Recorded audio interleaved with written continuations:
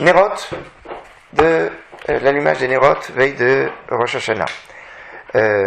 Alors, c'est important que la femme, si elle a l'habitude, c'est bien qu'une femme fasse cette fila, et c'est bien, je sais, aujourd'hui, on dit, à la base, on dit qu'elle fasse au moins une prière par jour, souvent Shacharit, parce que comme ça, il y a le schéma, etc.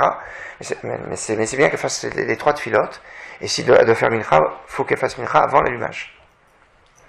Elle s'habille pour Yom Tov avant l'allumage.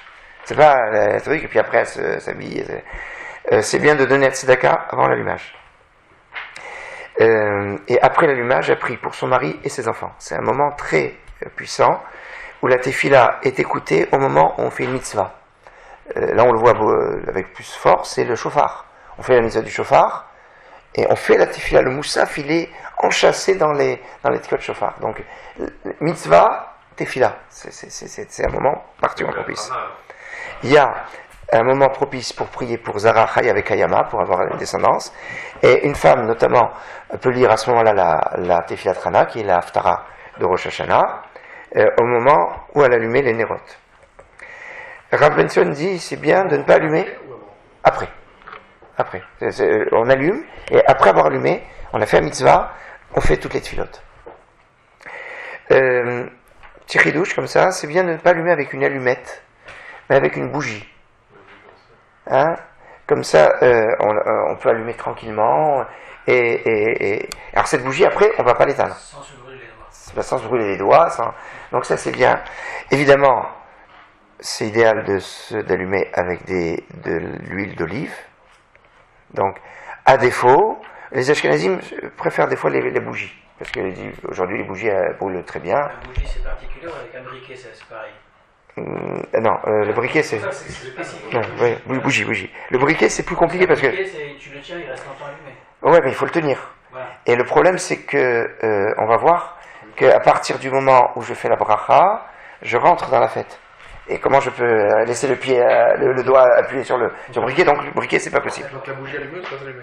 Pardon? La bougie allumeuse reste allumée. Oui, exactement. Mais quand on le fait avec l'allumette, le problème est le même qu'avec le briquet, non? Non, puisque tu la déposes et tu l'éteins pas. Elle s'éteint d'elle-même. Elle s'éteint d'elle-même. La gramma. Voilà. D'accord? Donc maintenant, vous savez que c'est bien d'allumer donc 2 Nerot. Fondamentalement, on pourrait allumer une seule. Elle dit que Ner Shabbat, Ner toujours au singulier. Mais le mieux c'est de 2, enfin ce qui est la norme classique c'est 2, parce que Zachor et Shamor. Maintenant, il y en a qui allument en fonction, alors Sfaradim, ils allument en fonction des personnes qui montent à la Torah. C'est-à-dire Shabbat 7, Yom Tov 5, Kippour 6. Hein, ça c'est les Ashkenazim allument en fonction du nombre de personnes qu'il y a d'enfants, de Bnei Bayit. C'est plus Ashkenaz ça. Personne de la maison ou enfant? Bnei Bayit, donc enfants en général. Et pourquoi le Ner Neshama, il y a plus le lien de l'allumer à Kippour, enfin pour Kippour que pour Rosh Hashanah, parce qu'à priori les morts ils sont. En général on dit qu'on allume un Ner Neshama pour Kippour, mais pour Rosh Hashanah, je sais pas, j'ai pas vu. Je redirai ça pour le Shir de Kippour. Par contre, j'ai vu.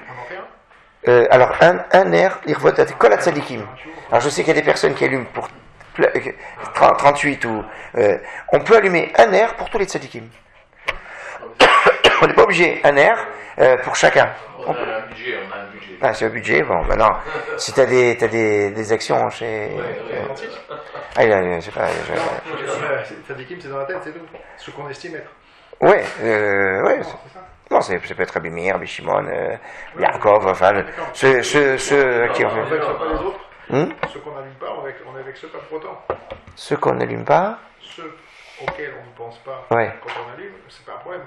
Ouais, c'est pas. C'est pour ça. Ouais, c'est non, ouais. Regarde, tous les tzadikim. Le choix n'est pas simple. Non. Bon, on peut avoir une petite liste des best-of. Tous les tzadikim. Ouais, c'est pour ça que je te dis un. Bon, maintenant, il y en a qui sont plus ou moins proches. Tu dis parmi tous les tzadikim, tu sors de. Voilà.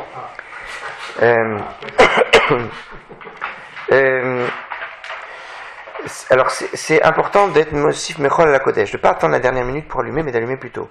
Vous savez que dans les Sfarim on parle de 18 minutes, mais le Ben Ishra et le Mishnah Berurah parlent de 30 minutes, et les grands de notre génération ont dit il faut faire entrer 30 minutes avant le coucher du soleil. Yom Tov, C'est Yom Tov, la ouais. même pour Rosh Hashanah aussi, parce que j'avais vu moi le contraire, que Rosh Hashanah comme c'est C'est Midata. c'est Yom Adin, ouais.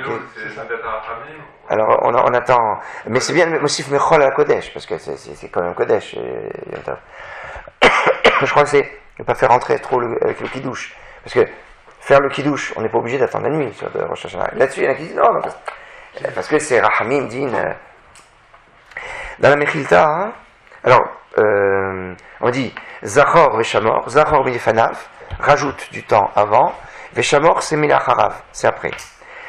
Et c'est ramené ça dans les Sfarim comme Siduro chez le Shabbat, les Sfarim de Kedoshim qui parlent, c'est très grande profondeur. Le Rabbi Jikatila, c'est les grands Mekoubalim, ils insistent sur ce fait de faire rentrer Shabbat plus tôt. Ça agrandit les limites de la Kedusha et ça permet de grignoter sur la Sitra Hara. Et là, je me permets de faire une petite digression par rapport au très beau Dvar Torah que Rav Gay a dit le soir du Ramassé Truc, sur du Khorban au Chibour, donc la destruction qui passe au Chibour, à l'union, et qui amène à Rechavot Yerushalayim. Et c'est ça, c'est ce présent de Rachav, d'agrandir la Kedusha. On l'agrandit la veille de Shabbat, veille de Yom Tov, en faisant rentrer le fait plus tôt. Donc c'est maintenant,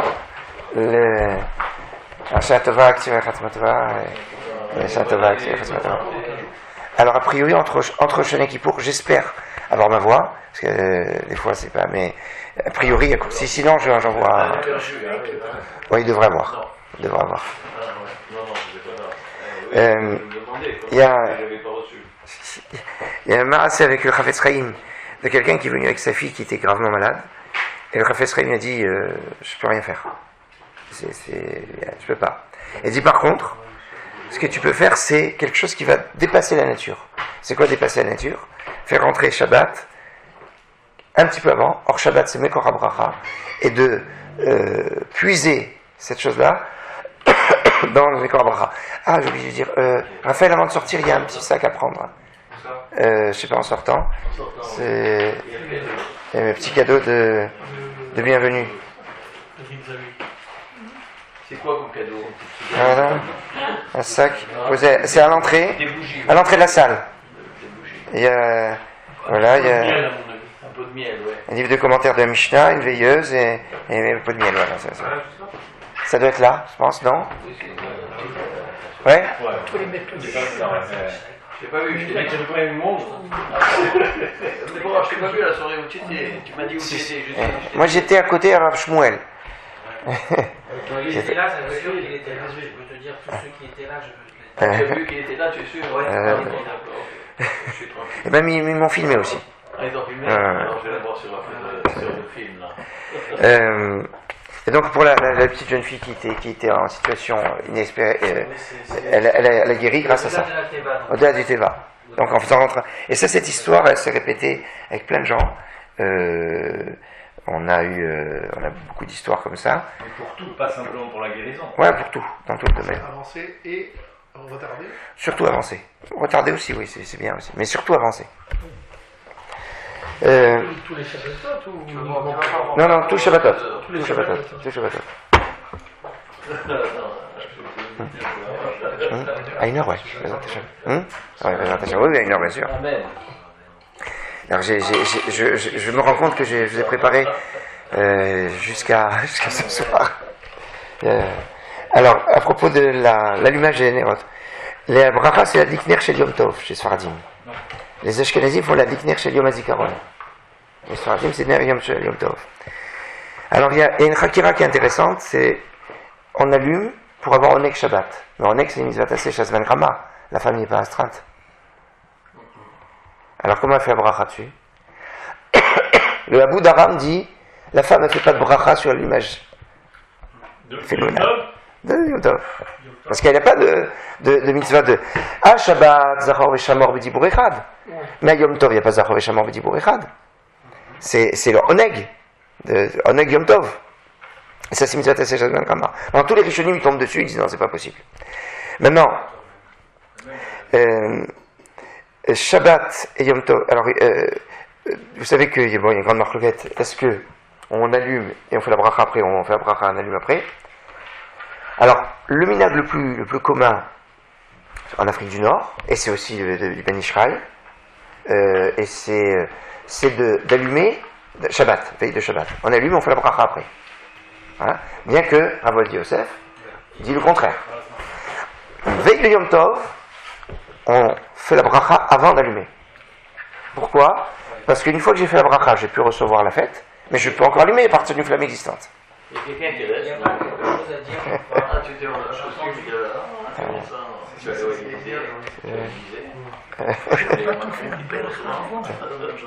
Alors, Shabbat, on allume, on fait la bracha après. Yom Tov, c'est un enseignement d'une femme, hein, c'est la mère du Drisha, qui dit qu'il n'y a pas de raison d'allumer et faire la bracha après. On fait la bracha avant, on a la flamme déjà allumée. Parce qu'on ne peut pas, une fois qu'on a fait la bracha, on ne peut pas allumer la flamme. On fait la bracha, on allume, on fait la bracha et après on allume les rabbins. C'est sur le principe de dire, c'est comme toutes les brachas, c'est-à-dire comme toutes les brachot.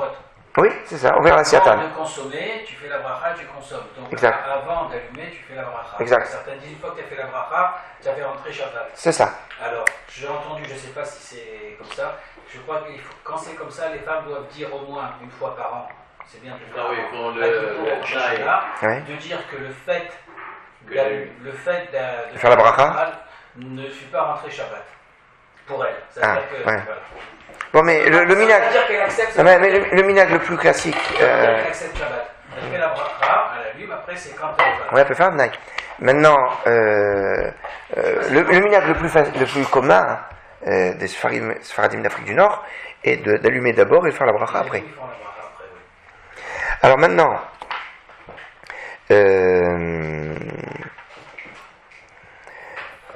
si elle fait Shechianu, alors il y a une grande histoire sur Shechianu, parce que le Rava dit, la femme elle est ptoura de la simcha, parce que la simcha c'est aussi mitzvah taseh jasmin rama, donc elle n'a pas l'obligation de la simcha. Shechianu c'est quand j'ai la simcha.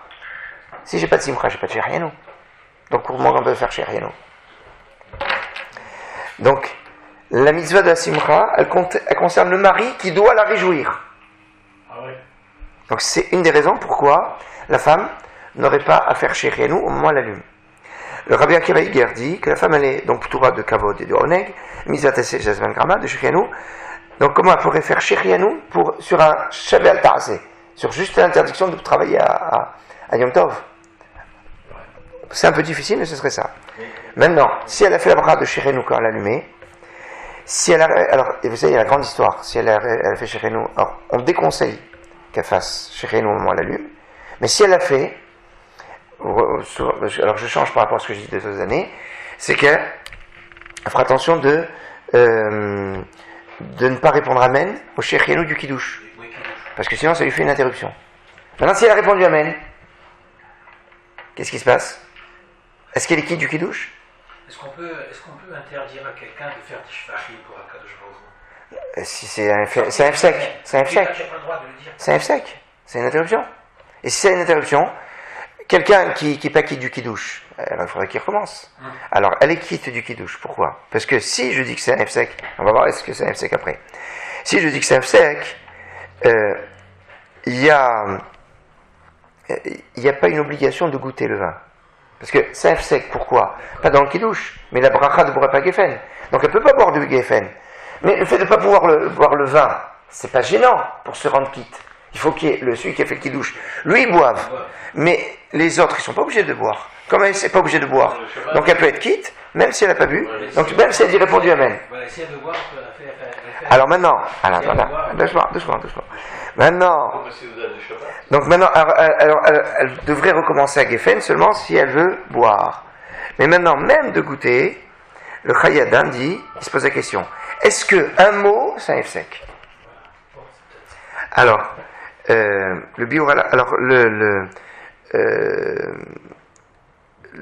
Chayadam, il dit, un mot, c'est pas sûr que c'est un F-sec. Mais le Biur Halacha, Chavetz Chaim lui dit, oui, c'est un F-sec. La preuve, c'est que si quelqu'un il a mis de fine du bras, il n'a pas encore mis la tête, il a répondu Amen, c'est c'est un Hefsek qui doit recommencer la bracha sur la tête. Donc je fais ça un Hefsek. Le Shulchan Aruch dit aussi la chose suivante, il dit on ne doit pas répondre Amen à la bracha de Avat Olam avant Shema Israël, parce que c'est un Hefsek. Donc je vois qu'Amen c'est un Hefsek. Donc maintenant, donc c'est un Hefsek. Alors maintenant, est-ce qu'elle doit recommencer?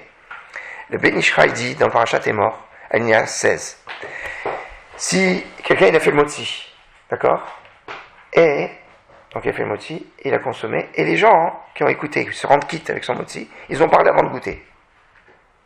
Non. Ils ont parlé avant de goûter. Ah. Est-ce qu'ils sont quittes de la bracha de motzi? Normalement, non. Parce qu'ils ont parlé avant de goûter. Parce qu'ils n'ont pas encore goûté. Non, on se laver les mains, c'est pas obligé. Non. Mais est-ce qu'il doit recommencer à bracha de motzi? Et le Ben Ish Chai dit, il y a une plukta, il y a une marloquette là-dessus. Et il dit, ça fait bracha laquelle? Parce qu'à partir du moment où celui qui a fait la bracha, il a mangé, donc il n'y a pas eu d'efsek entre la bracha et manger. Même si celui qui devait s'est rendu du kit de la bracha, il n'a pas mangé lui. C'est pas évident comme histoire. Donc, le Ben Ish Chai dit, comme c'est une marloquette, ça va bracha laquelle? Il pensera à la bracha, seulement. Quelqu'un qui fait Niti la Tadé, mais qui fait la bracha, les autres. Non, attends, mais je parle du motzi, j'ai pas parlé de Netia. Ah, tu vas se faire Niti là. Non, attention, c'est pas la même chose. Le Moti, c'est Niti. Motzi et Netia, c'est deux choses différentes. Ouais. Attention. Quelqu'un fait Niti là, il fait Netia Tadaim, je réponds Amen, il n'y a pas de souci. Mais maintenant, quelqu'un fait motzi, moi je fais le motzi, on est dans une grande Séouda. Je fais le motzi, je te rends quitte. Tu réponds Amen, mais tu n'as pas le droit de parler tant que tu n'as pas goûté le pain. Ah, d'accord, mais. Hein, on est d'accord? En parlant de goûter le pain, j'ai jamais essayé. Attendez, c'est allez-y. Non, juste, est-ce qu'on m'a dit quand, par exemple, tu vas quitter tout le monde, Ouais. les gens, chacun, il peut avoir, soit tu distribues toi les morceaux, tu manges, Ouais. soit tu distribues, Ouais. soit chacun a un petit. Oui. Donc, tu fais faire la bracha, mais après, Et chacun il peut prendre son temps, oui. on n'a pas le droit de goûter Oui. que celui qui a fait la bracha, il n'a pas mangé. Oui, bien sûr. C'est-à-dire si chacun a son petit pain, Chacun a son petit il ne peut pain. pas manger tant que celui qui est fait bracha ne fait pas. Bien sûr. Pourquoi pour le vin on n'a pas besoin de boire? Parce que celui qui est fait, il faut qu'il y ait quelqu'un qui boive. Non, c'est vrai. Maintenant, les autres, c'est mitzvah min hamofrar de goûter, c'est pas obligatoire. Non, pourtant j'ai répondu Amen. Ouais. J'ai répondu amen au. Au sien. Attends, j'ai répondu amen. C'est pas parce que. Attends, c'est pas parce que j'ai répondu amen à une bracha que je suis obligé de goûter. Maintenant, j'ai répondu pour mon petit du kidouche. Voilà, moi si j'ai fait le kidouche en même temps, que lui il chante, j'ai chanté, j'ai dit. Qu'est-ce que t'as dit? Tu dis pas, tu l'écoutes. Mais parfois tout le monde chante. Doucement, on chante pas n'importe quoi. Alors, le milieu du kidouche, on peut chanter, mais pas la khatima. Et de toutes les façons, même. Non, d'abord, tu chantes pas la khatima. Non, mais par exemple, samedi midi. Allez, prenons samedi midi. Non, c'est pas du vin, d'accord. C'est pas obligé. Samedi midi, c'est juste à boire avec Geffen. Les psukim avant, c'est rien. C'est bon?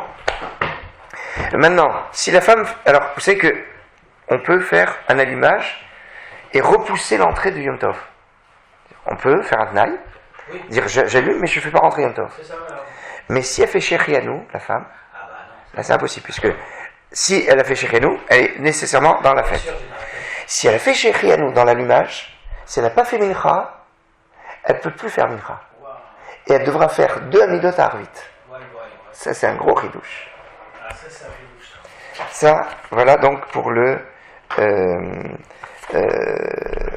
l'allumage.